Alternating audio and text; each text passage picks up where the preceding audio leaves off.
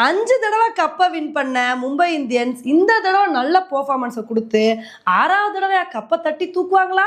இந்த ஒரு கேள்விதான் மும்பை ஃபேன்ஸ் மனசுல ஓடிக்கிட்டு இருக்கு. இன்னைக்கு நம்ம வீடியோல மும்பை டீமை பத்தி தான் பார்க்க போறோம். இதை மும்பை டீம்னு சொல்றதை விட இந்தியன் டீம் அப்படின்லே சொல்லாங்க. ஏன்னா இந்த டீம்ல கோர் இந்தியன் பிளேயர்ஸ் ஆன ரோஹித் சர்மா, திலக் வர்மா, ஹர்திக் பாண்டியா, பும்ரான்னு சொல்லி இந்தியன் பிளேயர்ஸ் வதன்னு இருக்காங்க.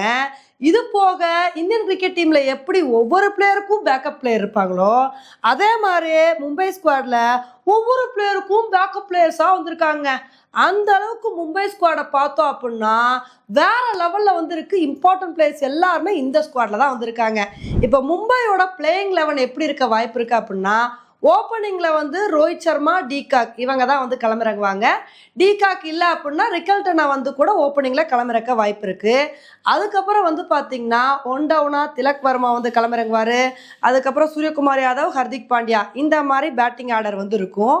அப்புறம் ஃபாரின் பிளேயர்ஸான ரூதர்ஃபோர்ட் இல்லைன்னா வில் ஜாக்ஸ் இவங்க 2 பேர்ல யாராவது ஒருத்தர் தாங்க டீம்ல இடம் பிடிப்பாங்க. ஏன்னா இவங்க 2 பேரே டீம்ல போட்டோம் அப்படின்னா சாண்டரை டீமுக்குள்ள கொண்டு வர முடியாது. அதனால இவங்க 2 பேர்ல யாராவது ஒருத்தர் கிளம்பிறங்குவாங்க. அதுக்கப்புறம் நம்ம இந்தியன் பிளேயரான நமன்தீர், அப்புறம் பார்த்தீங்கன்னா பவுலர்ஸ் எடுத்துக்கிட்டோம் அப்படின்னா Deepak Sagar, Bumrah, Trent Boult, Santner இவங்க கிளம்பிறங்குவாங்க. இதுதான் மும்பையோட ப்ராபபிள் பிளேயிங் 11 இருக்கு. ஓவராலா மும்பை டீமை எடுத்து அனலைஸ் பண்ணோம் அப்படின்னா ஆன் பேப்பர்ல மும்பை டீம் ஸ்ட்ராங்கான டீமா வந்திருக்குங்க. கரெக்டாக பார்த்தீங்கன்னா மும்பை டீமை செட் பண்ணிட்டாங்க. ஏன்னா மும்பையை பொறுத்த வரைக்கும் அவங்க மினி ஏலத்துக்குள்ளே என்ட்ராகிறதுக்கு முன்னாடியே அவங்களுக்கு தேவையான பிளேயர்ஸை கரெக்டாக ட்ரேட் பண்ணிட்டாங்க. ஸோ அதனால் மும்பை எடுத்துக்கிட்டோம் அப்படின்னா இப்போ அவங்க பேட்டிங்கில் பயங்கர ஸ்ட்ராங்காக வந்திருக்காங்க. பேட்டிங்கில் அவங்க கிட்ட குறைகளே சொல்ல முடியாது. அதே மாதிரி ஃபாஸ்ட் பவுலிங் டிபார்ட்மெண்ட்டும் செம்ம ஸ்ட்ராங்காக வந்திருக்குங்க. Bumrah, Deepak sir, Trent Boult சொல்லிட்டு சும்மா வெறித்தனமான ஃபாஸ்ட் பவுலர்ஸாக வந்திருக்காங்க. அதனால மும்பை டீமோட பாசிட்டிவ் பேட்டிங், ஃபாஸ்ட் பவுலிங் ரெண்டுமே சொல்லலாம். அப்போ மும்பை டீமில் என்னதான்ப்பா பிரச்சனை, எல்லாமே கரெக்டாக தானே இருக்குது அப்படின்னு நீங்கள் கேட்கலாம்.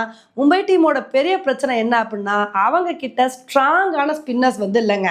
ஆல்ரெடி சாண்ட்னர் இருக்காரு. இம்பேக்ட் பிளேயராக மயங்க் மார்க்கண்டே உள்ளே வருவார் அப்படின்னு சொல்லிட்டு வச்சுக்கலாம்.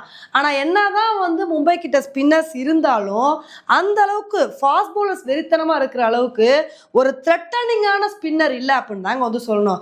சிஎஸ்கேவுக்கும் மும்பைக்கும் ஒரே ஒரு பெரிய வித்தியாசம் என்ன அப்படின்னா சிஎஸ்கே கிட்ட ஸ்பின்னர் ஸ்ட்ராங்கா இருக்காங்க, ஃபாஸ்ட் பவுலர்ஸ் த்ரெட்டனிங்கா இல்லை. ஆனால் மும்பை கிட்ட ஃபாஸ்ட் பவுலர்ஸ் த்ரெட்டனிங்கா வந்திருக்காங்க, ஸ்பின்னர்ஸ் த்ரெட்டனிங்கா இல்லை. எப்படி ஒரு வித்தியாசம் பார்த்தீங்களா? அதே மாதிரி மும்பையோட பெரிய விஷயம் என்ன அப்படின்னா ஃபாஸ்ட் பவுலர்ஸ் எல்லாருமே ஸ்ட்ராங்காக இருக்காங்க. Bumrah, Deepak sir, Trent Boult சொல்லிட்டு. ஆனால் இவங்களுக்குலாம் பெரிய இன்ஜுரி த்ரெட் இருக்கு.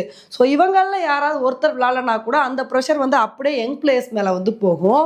ஸோ அதனால் மும்பையை பொறுத்த வரைக்கும் எல்லாமே கரெக்டாக இருந்தால் கூட சின்ன சின்ன பிரச்சனைகள் இருக்கு. அந்த பிரச்சனைகள் எல்லாத்தையுமே சரி பண்ணிட்டாங்க அப்படின்னா ஈஸியாக நல்ல ஒரு பெர்ஃபார்மன்ஸை கொடுத்து இந்த தடவை மும்பைனால் மாஸ் காட்ட முடியும். இந்த தடவை மும்பை என்ன மாதிரி ஒரு பெர்ஃபார்மன்ஸை கொடுக்குறாங்க அப்படின்றத பொறுத்து பார்க்கலாம். ஓகே ஃப்ரெண்ட்ஸ், மும்பை டீமை பற்றி நீங்கள் என்ன நினைக்கிறீங்க அப்படின்றத என்னோட கமெண்ட் செக்ஷனில் போடுங்க. இதே மாதிரி இன்னொரு வீடியோவில் உங்களை மீட் பண்ணுறேன். Bye friends.